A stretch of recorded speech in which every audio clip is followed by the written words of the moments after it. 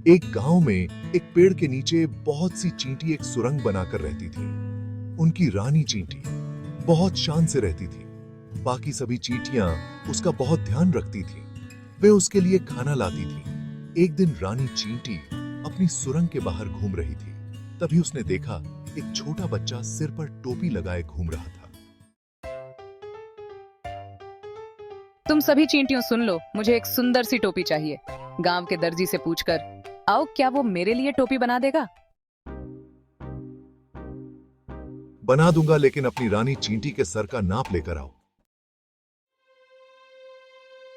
दर्जी मना कर देता है क्योंकि उसके पास इतना छोटा फीता नहीं था। काश कोई मेरे लिए सुंदर सी टोपी बना देता।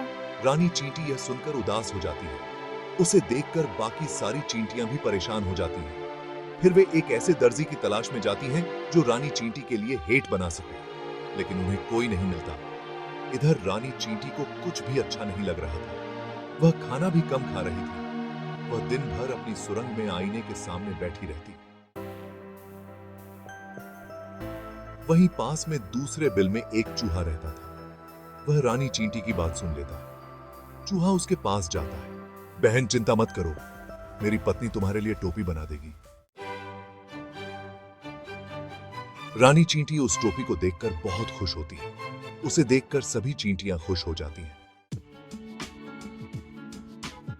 आप दोनों ने मेरी इच्छा पूरी की।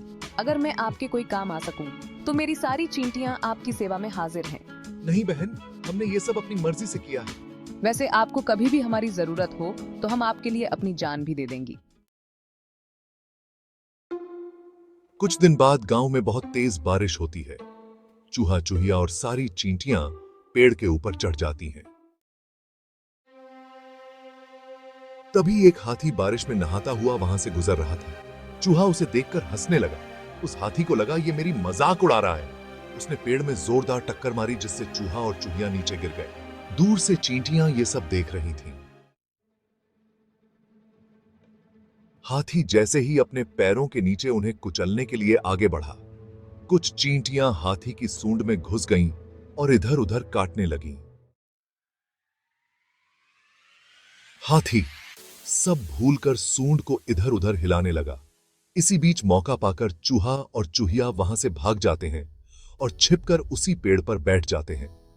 हाथी की सूंड में से चींटियां निकलकर जल्दी से पेड़ पर चढ़ जाती हैं।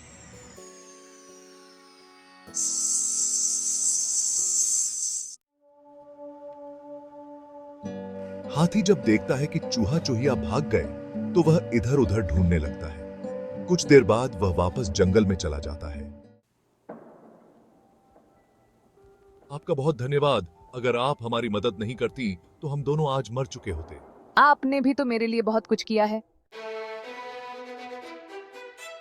इस तरह चूहा, चूहिया और चींटियां मिलकर रहने लगते हैं।